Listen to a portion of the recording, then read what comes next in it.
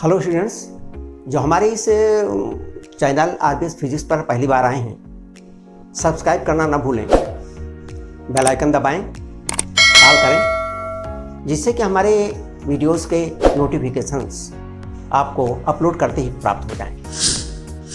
हमारे वीडियोस को आप शेयर करना ना भूलें।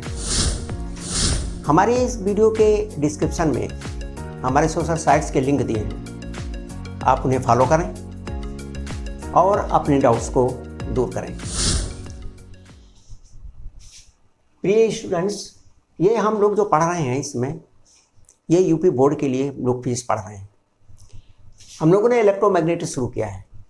विद्युत धारा के कारण से मैग्नेट या मैग्नेटिक फील्ड में, चुंबकीय क्षेत्र में गतिमान आवेश या प्रवाहित धारा पर, धारावाही चालक पर लगने वाला बल, इसके बारे में हम लोग पढ़ते हैं। गतिमान आवेश पर चुंबकीय क्षेत्र में बल। मान लीजिए चुंबकीय क्षेत्र है B। ये चुंबकीय क्षेत्र है जिसकी दिशा दी हुई है। हम जानते हैं चुंबकीय क्षेत्र एक वेक्टर राशि है। यदि इस चुंबकीय क्षेत्र में कोई भी आवेश गति कर रहा हो, ये आवेश का वेग है, आवेश क्यों चल रहा है, और आवेश के वेग और चुंबकीय क्षेत्र के बीच में थीटा कोण है। तो गतिमान आवेश पर चुंबकीय क्षेत्र बल लगाता है। हम लोगों ने इसके पहले पढ़ा है कि अगर गतिमान आवेश हो या धारा बह रही हो तो चुंबकीय क्षेत्र पैदा करता है। यानी धारा या गतिमान आवेश चुंबकीय क्षेत्र पैदा करता है और चुंबकीय क्षेत्र में गतिमान आवेश पर या धारा पर बल लगता है। तो चुंबकीय क्षेत्र हमने मान लिया पहले से यहाँ पर B है, चाहे यहाँ चुंबक रखा हो उसके कारण या किसी और कारण से एक चुंबकीय क्षेत्र है जो चुंबकीय बल लगाता है, और उसमें एक आवेश Q B वेग से जा रहा है। तो इसके ऊपर कितना बल कार्य करेगा हमको ही निकालना है। गतिमान आवेश पर चुंबकीय क्षेत्र में बल। तो गतिमान आवेश पर चुंबकीय क्षेत्र में जो बल लगता है, गतिमान आवेश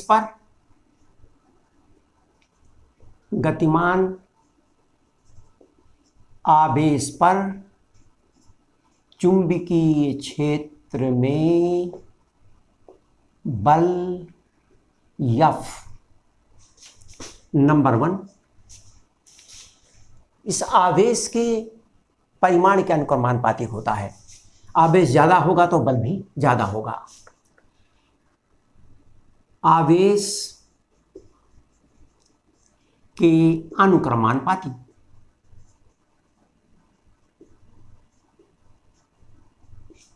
अर्थात F अनुक्रमानुपाती Q। दूसरा,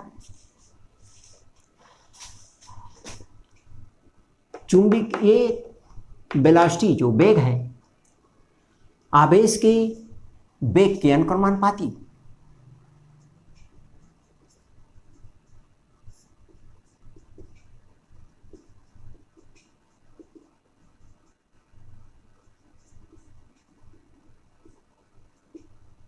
अनुक्रमानुपाती अर्थात F अनुक्रमानुपाती B। तीसरा, जो हमारा ये चुंबकीय क्षेत्र है, इस चुंबकीय क्षेत्र के दो घटक होंगे। एक घटक इसके दिशा में होगा और एक घटक इसकी दिशा में होगा। हम इसको कह सकते हैं कि इस दिशा में इसका जो घटक होगा वो होगा B cos थीटा, और इस दिशा में जो इसका घटक होगा वो होगा B sin थीटा। ये है B sin थीटा। तो आवेश के गति की दिशा के लंबवत चुंबकीय घटक के अनुक्रमानुपाती होता है। आवेश की गति की दिशा के लंबवत चुंबकीय क्षेत्र के घटक के अनुक्रमानुपाती होता है।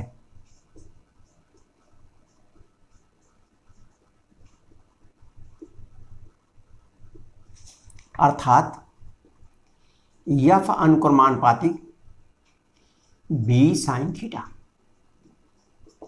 और इस प्रकार बल अनुक्रमानुपाती Q V B sin theta. यहां एक कांस्टेंट से गुणा कर दें तो F equal to K Q V B sin theta.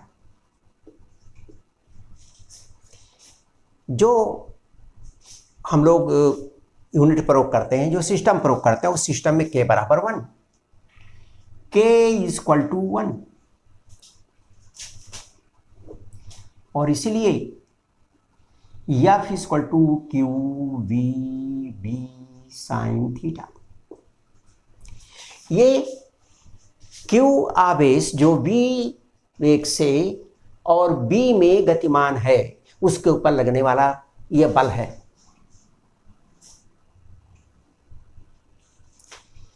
इसको हम इस तरह भी लिख सकते हैं वेक्टर रूप में, क्योंकि ये बल है, ये भी सभी ये यहाँ पर वेक्टर क्वांटिटी हैं। ये आपका बराबर हुआ Q V क्रॉस B। इसको हम इस रूप में भी वेक्टर में लिखते हैं। अब आप ध्यान से यहां से देखें, ये क्रॉस प्रोडक्ट है। ये जो बल है ये V और B के क्रॉस गुणनफल पर निर्भर करता है। वेक्टर में हम लोगों ने पढ़ा है कि जो क्रॉस गुणनफल है वो गुणनफल हमेशा इन दोनों के लंबवत आता है। V और B दोनों के लंबवत है, इसका मतलब ये बल इन दोनों के लंबवत दिशा में कार्य करता है। अब बल कैसे काम करता है उसका पता लगाने के लिए हम दाहिने हाथ की हथेली का नियम नंबर 2 का प्रयोग करते हैं। यह दाहिने हाथ की हथेली है हमारी। दाहिने हाथ की हथेली को आप स्ट्रेच करिए, ऐसा फैलाइए। हमारा ये जो अंगूठा है ये धन आवेश की दिशा है। अगर ऋण आवेश चल रहा होगा तो इसको हम उल्टा मान लेंगे, इस दिशा में मान लेंगे। ये धन आवेश की दिशा होती है, तो अंगूठा हमारे धन आवेश की दिशा है, उंगलियां हमारे चुंबकीय क्षेत्र की दिशा है, तो हथेली का जो लंब है वही इसके ऊपर लगने वाले बल की दिशा है। तो ये जो हमारा बल लगता है ये V और B, V और B दोनों के लंबवत दिशा में कार्य करता है। यहां पर जो ये जो बल कार्य कर रहा है ये गतिमान आवेश पर, इस बल के कारण से हमारा जो आवेश है वो कई प्रकार के मार्ग पर चलता है। तो चुंबकीय क्षेत्र में किसी गतिमान आवेश का मार्ग गतिमान आवेश का चुंबकीय क्षेत्र में पथ या मार्ग। जब बल लगेगा तो आवेश या आवेशित कण गति करेगा तो किसी न किसी रास्ते पर चलेगा। वो किस प्रकार के रास्ते पर चलता है वही हमको निकालना है। तो गतिमान आवेश का चुंबकीय क्षेत्र में पथ। नंबर 1, जब चुंबकीय क्षेत्र और आवेश की एक ही दिशा हो, जब B तथा V समानांतर हैं,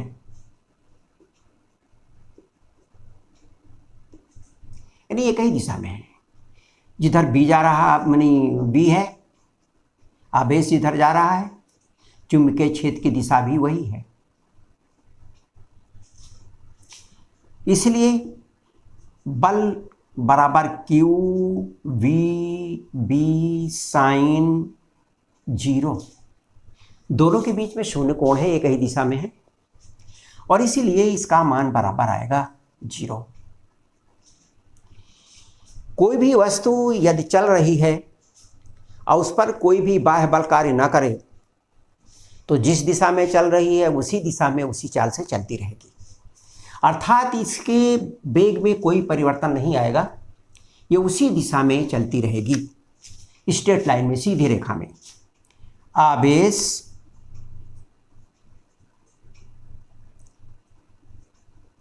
सरल रेखा में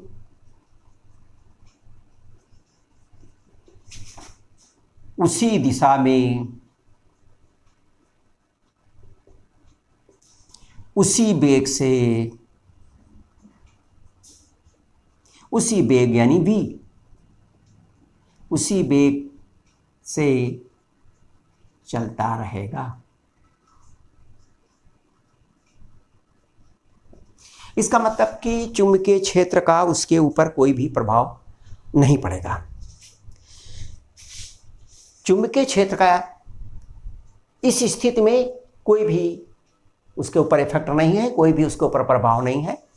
जैसा आवेश जा रहा वैसा ही चलता जाएगा, ऐसा लगेगा कि जैसे चुंबकीय क्षेत्र है ही नहीं।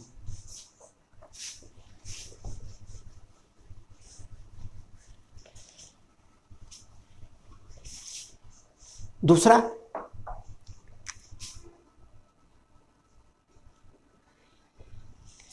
जब चुंबकीय क्षेत्र और आवेश की दिशा एक दूसरे के लंबवत हो, जब B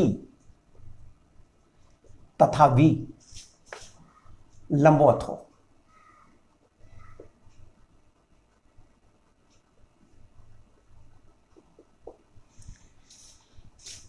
ये चुंबकीय क्षेत्र है और ये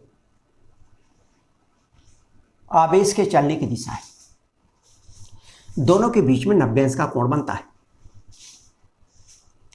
जब दोनों के बीच में 90 अंश का कोण बनेगा तो साइन 90 बराबर 1, और साइन 90 बराबर 1 साइन का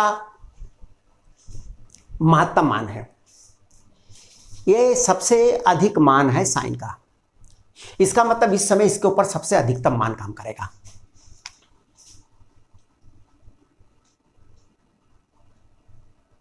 चूंकि थीटा इक्वल टू 90 और इसीलिए आवेश पर बल, आवेश पर बल F बराबर Q V B sine 90। Sine 90 का मान महत्तम मान है, सबसे अधिक यही होता है, और इसलिए आवेश पर बल जो लग रहा है ये महत्तम बल है, इसलिए सबसे अधिक बल है, मैक्सिमम बल है, या मैक्सिमम अधिकतम बल। यहाँ तो न्यूनतम बल था, कोई बल नहीं काम कर रहा था, यहाँ सबसे अधिक बल लग रहा है, ये बराबर है क्यू वी बी, यानी उसके ऊपर सबसे अधिक बल कार्य करेगा जो क्यू वी बी के बराबर होगा। अब ये बल की दिशा क्या होगी? अब इस बल की दिशा का अगर पता हो तो हमें पता चल जाएगा कि वो किस दिशा में गति करेगा, किस तरह का मार्ग वो बनाएगा। इसका दिशा का पता लगाने के लिए अगर यहाँ हम पता लगाते हैं, ये हमारे चुंबकीय क्षेत्र की दिशा है और ये बल हमारे अंगूठा हमारा जो धन आवेश की दिशा है, तो जो इसके ऊपर बल लगेगा वो अंदर की ओर लगेगा, जो हमारा बोर्ड है इस बोर्ड के अंदर की ओर। तो अंदर की ओर अगर आवेश जाएगा तो हमको दिखेगा नहीं, इसलिए हम इस तरह इसकी दिशाएं लें कि जिससे हमको ये दिखाई पड़े कि किस प्रकार की गति करता है। इसको देखने के लिए हमने मान लिया कि हमारा चुंबकीय क्षेत्र है जो इस प्रकार है।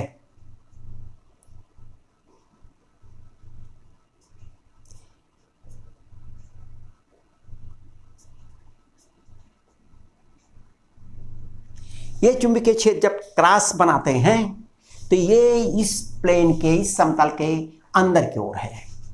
जब कहीं भी क्रॉस बना हो तो ये अंदर की ओर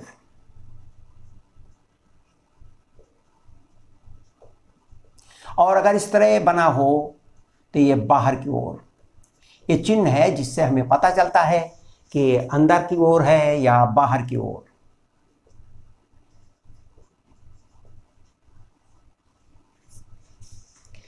तो यहां पर ये इस तरह का चिन्ह हमने बनाया। इसका मतलब जो हमारी जो मैग्नेटिक लाइंस ऑफ फोर्सेस हैं, जो हमारी चुंबकीय बल रेखाएं हैं, जो चुंबकीय क्षेत्र है वो इस प्रकार से है, अंदर की ओर है। और जो चार्ज है, आवेश है, वो आ रहा है, वो इस दिशा में आ रहा है, इस दिशा में, उसकी दिशा v है। जब इस चार्ज की दिशा ये v है तो ये हुआ हमारा चार्ज की दिशा।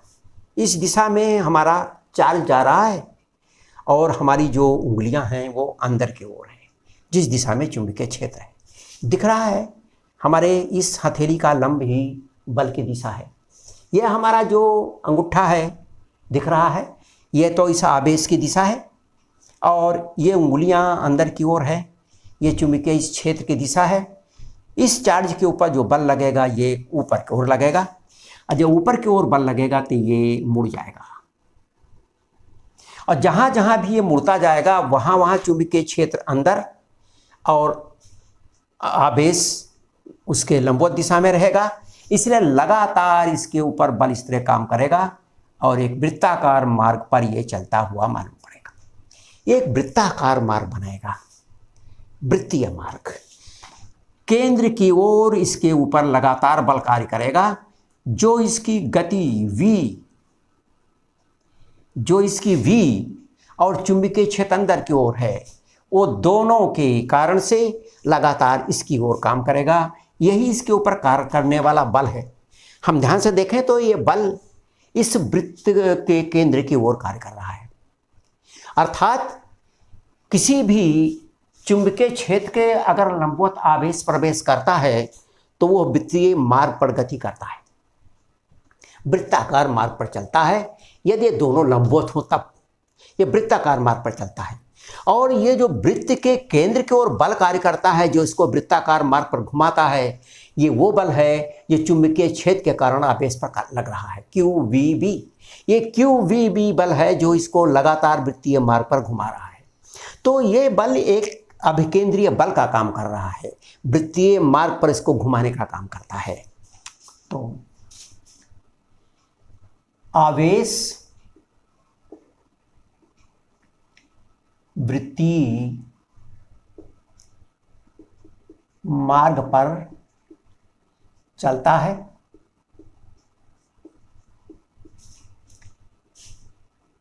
F = QVB अभिकेंद्रीय बल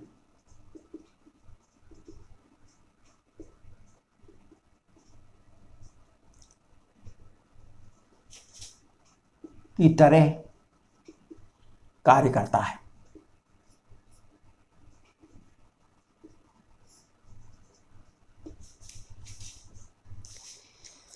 तो यदि ये वृत्ताकार मार्ग पर चल रहा है तो फिर इस वृत्ताकार मार्ग की ये त्रिज्या कितनी होगी, त्रिज्या, और इसका परिक्रमण काल कितना होगा, कितनी देर में यह वृत्ताकार मार्ग का चक्कर लगा लेगा।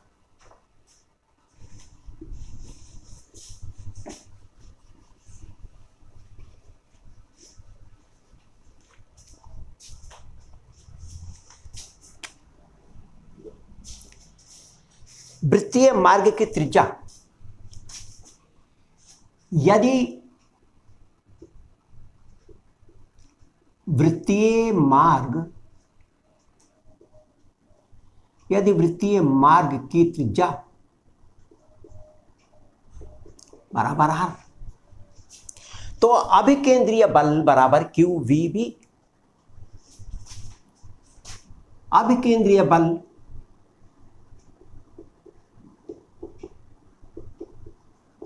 जो चार्ज पार्टिकल पर, जो आवेशित कण यहां जा रहा है, अभिकेंद्रीय बल उस पर जो काम करेगा mv²/r, जहां m उस कण का द्रव्यमान है जो जिस पर आवेश है, v उसकी चाल है और उस वृत्तीय मार्ग की त्रिज्या है। ये बराबर हुआ QVB। एक v यहाँ है, एक v यहाँ है, कट जाएगा। और इसीलिए त्रिज्या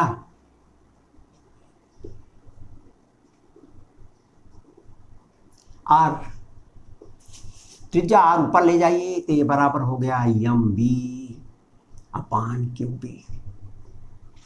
यही है वृत्तीय मार्ग की त्रिज्या, जिस पर किसी भी चुंबकीय क्षेत्र में आवेशित कण गति करता है। यहाँ पर इसको हम इस रूप में भी रखते हैं, या R equal to V upon, ध्यान रखेंगे ये मीटर में होगा, मीटर, ये V को ऊपर रहने दें, यम को इसके नीचे ले आए तो होगा V Q upon m into B. यहां पर Q अपान यम, जहां Q अपान यम, इसको हम विशिष्ट आवेश कहते हैं, विशिष्ट आवेश।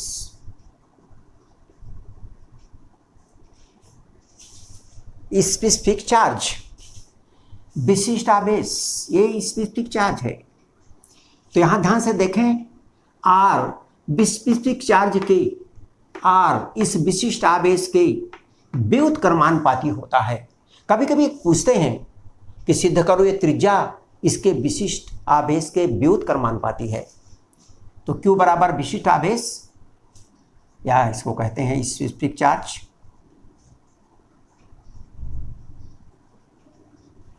हम कह सकते हैं, इसलिए R is proportional to 1 upon Q upon m, अर्थात त्रिज्या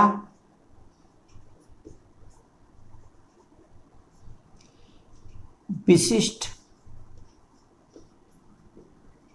आवेश की व्युत्क्रमानुपाती,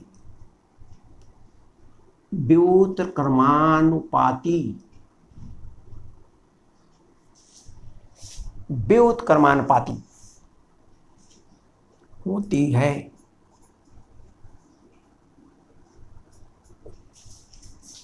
ये इसके वृत्तीय मार्ग की त्रिज्या के बारे में है।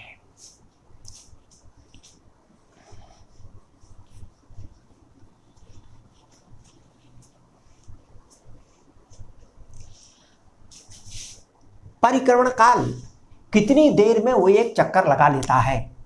परिक्रमण काल,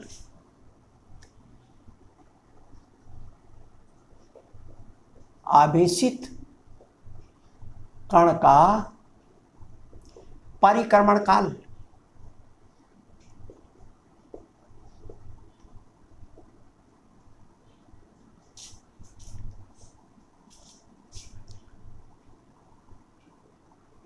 परिक्रमण काल कितनी देर में चक्कर लगाता है।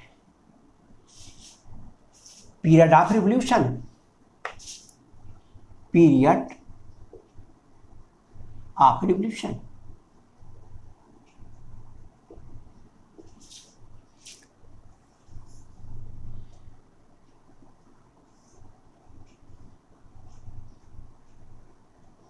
ये R है,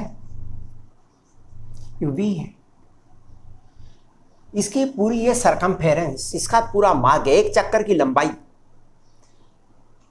एक चक्कर की लंबाई, वृत्त की लंबाई और बटा चाल।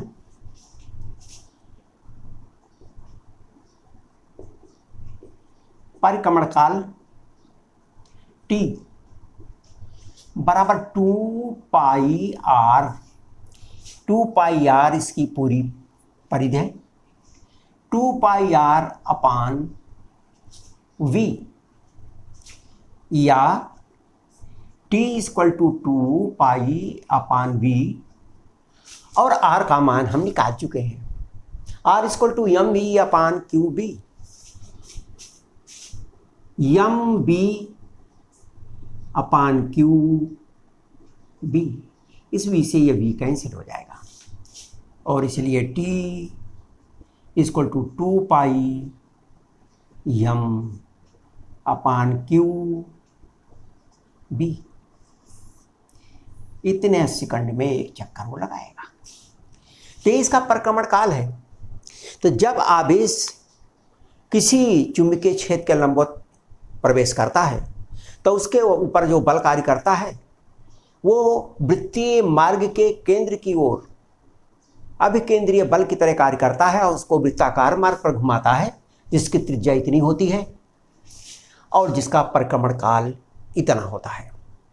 यहाँ परिक्रमण काल में भी आप देखते हैं कि ये जो परिक्रमण काल टी है ये क्यू बटा यम के अनुक्रमानुपाती है, ये भी है अनुक्रमानुपाती, यानी T equal to 2 upon q upon m into B. हम ये भी कह सकते हैं कि टी अनुक्रमानुपाती 1 अपान क्यू अपान यम। तो ये भी इसका एक संबंध है। ये तो हुआ जब वो लंबवत रहता है, चुंबकीय क्षेत्र और आवेश के गति की दिशा एक दूसरे के लंबवत होती है।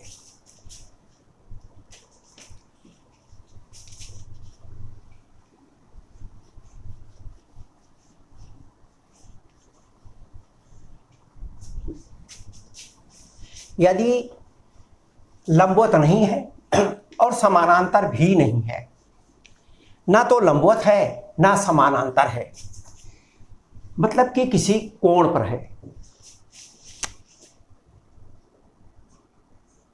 यदि आवेश चुंबकीय क्षेत्र से थीटा कोण पर चलता है,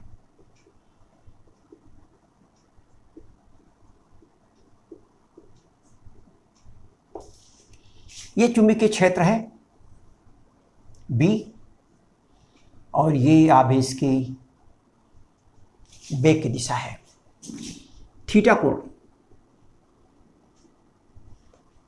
बी के दो घटक होंगे, एक तो चुंबकीय क्षेत्र की दिशा में इसका घटक होगा बी कास थीटा और दूसरा घटक इसका इस दिशा में होगा बी साइन थीटा। हमें जानते हैं, पहले में पढ़ा कि जब चुंबकीय क्षेत्र के समानांतर किसी चाल से आवेश चलता है तो उसकी उस चाल में कोई परिवर्तन नहीं होता, वो उसी दिशा में उसी चाल से चलता रहता है। इसका मतलब जो हमारा आवेश है क्यू, ये बी की दिशा में बी कास थीटा की चाल से चलता रहेगा, यानी इस दिशा में इसकी चाल, आवेश की चाल बी कास थीटा होगी। बी साइन थीटा चुंबकीय क्षेत्र के लंबवत, जब चुंबकीय क्षेत्र के लंबवत आवेश चलता है तो वो वृत्ताकार मार्ग पर चलता है। इसका मतलब बी साइन थीटा लंबवत है बी के और इसलिए इस चाल से वो वृत्ताकार मार्ग पर घूमेगा, ये यहाँ से वृत्ताकार मार्ग पर घूमेगा, बी साइन थीटा से वृत्ताकार मार्ग पर घूमेगा। ध्यान दें, ये है वी साइन थीटा। तो दो वेग इसमें एक साथ हैं, बी कास थीटा वेग से आगे चलेगा, बी साइन थीटा वेग से वृत्ताकार मार्ग पर चलेगा।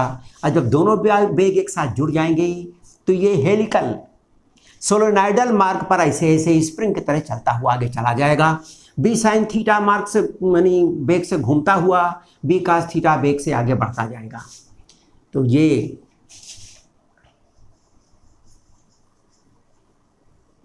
इस तरह से ये इस दिशा में बढ़ता जाएगा, बी कास थीटा वेग से बढ़ेगा और जो वेग से चक्कर लगाएगा वो वेग से चक्कर लगाने वाला इसका वेग है वी साइन थीटा। तो बी साइन थीटा वेग से चक्कर लगाता हुआ बी कास थीटा वेग से आगे बढ़ता हुआ जाएगा।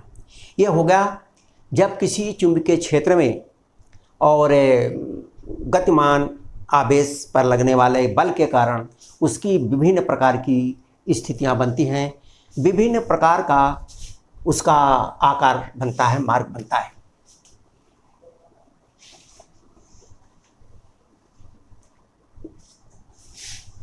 हम लोगों ने यहां पर यह देखा है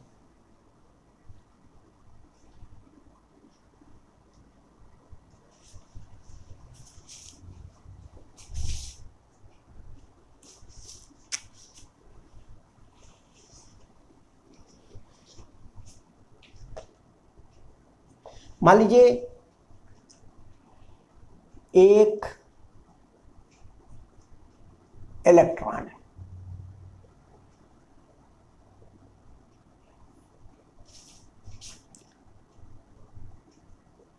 पांच गुणे 10⁶ मीटर पर सेकंड के वेग से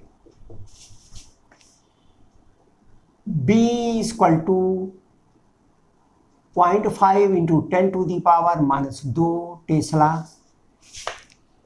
चुंबकीय क्षेत्र के लंबवत प्रवेश करता है।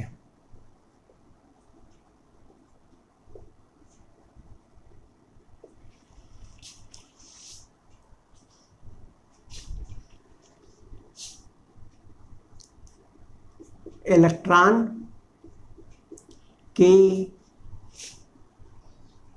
मार्ग की त्रिज्या उस पर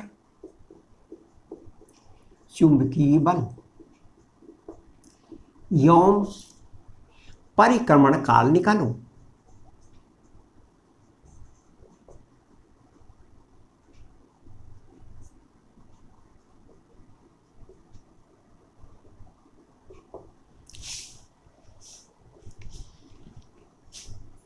इसमें हमें एक तो ज्ञात है कि इलेक्ट्रॉन है,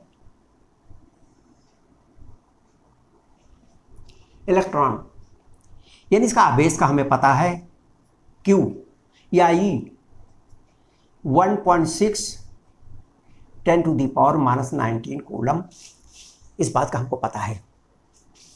इसका V भी पता है 5 इंटू 10⁻6 मीटर पर सेकंड, ये वेग भी पता है। चुंबकीय क्षेत्र का भी पता है 0.5 10⁻⁻2 टेस्ला, और थीटा का भी पता है, लंबवत प्रवेश करता है। इलेक्ट्रॉन के मार्ग की त्रिज्या निकालनी, उस पर चुंबकीय बल निकालना, परिक्रमण काल निकालना। तो पहला बल, इलेक्ट्रॉन पर बल F Q V B sin 90, sin 90 बराबर 1, अधिकतम बल लगेगा, इसकी वैल्यू आ गई Q 1.6 गुणे 10⁻⁻19, V 5 इंटू 10⁻6 और B 0.5 इंटू 10⁻⁻2, इतने न्यूटन का बल लगेगा। ये मान आएगा इसका।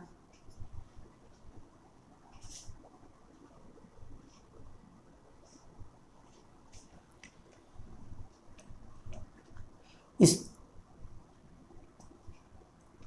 10⁻19 10⁻2 10⁻21 और एक यहाँ भी है 10⁻22 10⁻−22, तो ये हुआ, और 6 उसमें से घटा दिया तो 22 में से 6 गए 16 -16, अब बचा यहाँ 16, यह है 0.5, रह गया 8 और 8 पंचे 40,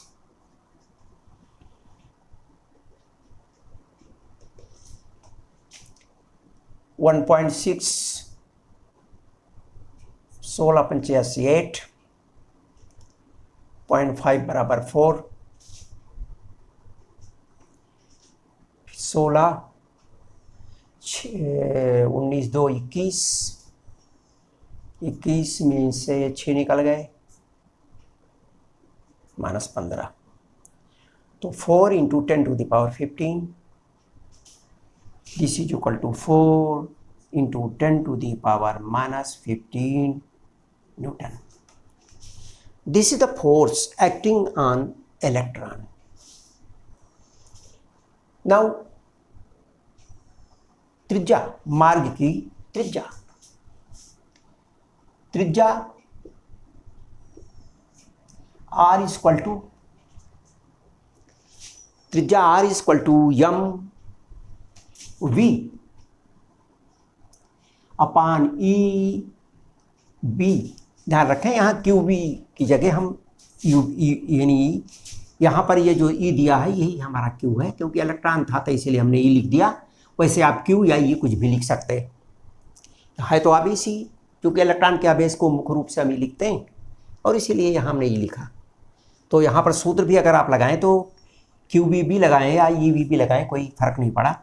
आप चाहें तो इसको अगर क्यू ना लिखें और ई लिखें तो फिर यहाँ पर आपका फार्मूला फिर ई वी भी हो जाएगा, वो कोई फर्क नहीं पड़ता, कुछ भी आप लिखें। उसी तरह यहाँ भी हमने m v upon e B मान रखा। 9.1 इंटू 10⁻⁻31 ये है इलेक्ट्रॉन का द्रव्यमान, जिसको कहते हैं यम। 9.1 इंटू 10⁻⁻31 किलोग्राम ये इलेक्ट्रॉन का द्रव्यमान है। V दिया है, इलेक्ट्रॉन का V दिया है 5 इंटू 10⁻6 अपान E 1.6 इंटू 10⁻⁻19 और फिर उसके बाद B equal to 0.5 into 10⁻⁻2 value आ जाएगी।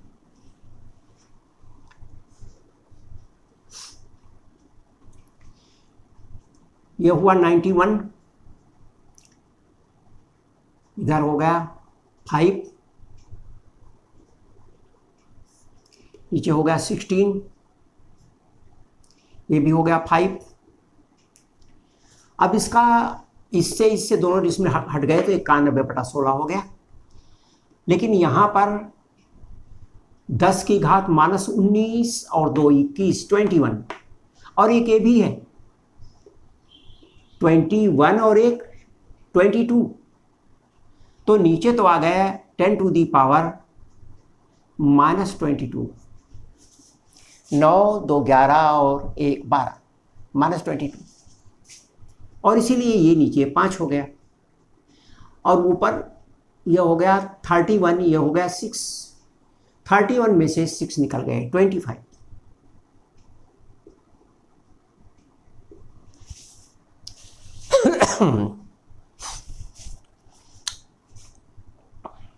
ये कट जाएगा।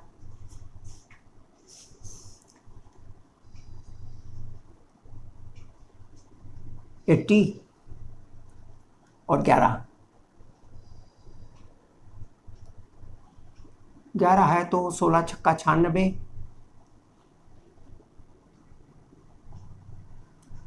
96 और 15 150, 16 9 144।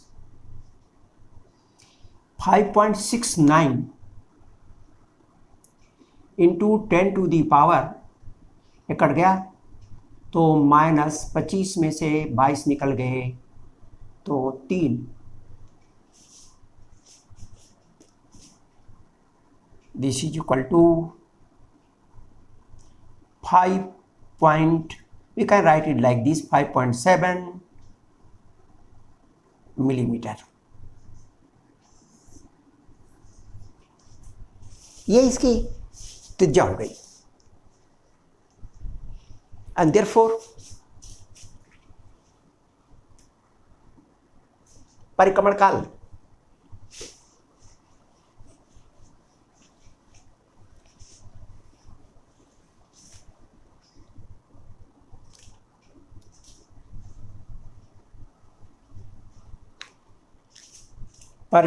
T equal to 2 pi m upon q B या e B.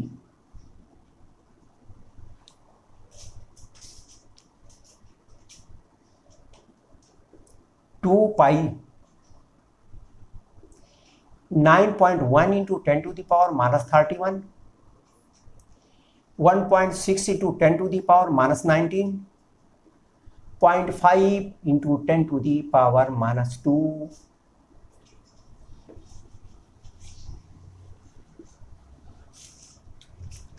this is equal to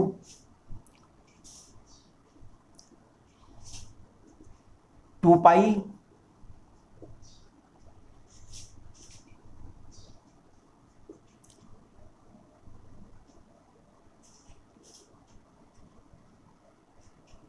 इसको भाग दे दिया तो आ गया 5.69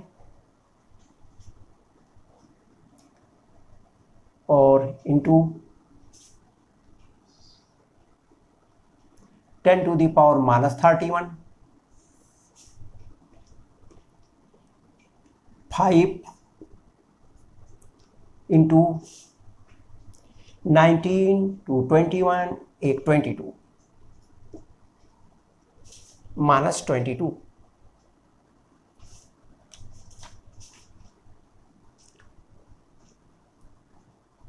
इसको डिवाइड कर दिया 5 से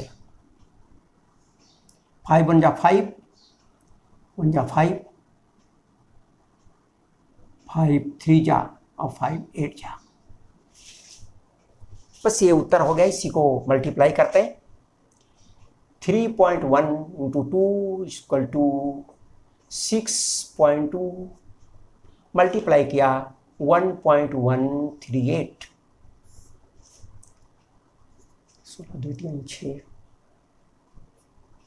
2 1 2 2 1 2 6 48 6 3 18 4 22 6 का 6 2 8 6 का 6 6 8 7 15 5 8 2 10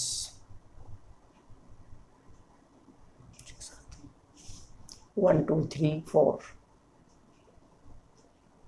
1 2 3 4 ये आया 7 into 10 to the power एक घट गया 9 minus 9 7 into 10 to the power 9 second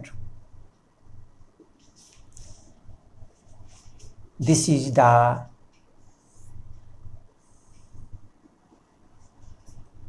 time period या चक्कर लगाने का समय। डियर स्टूडेंट्स, वीडियो देखने के लिए आपको बहुत बहुत धन्यवाद। आपसे लाइक करें, शेयर करना न भूलें। धन्यवाद।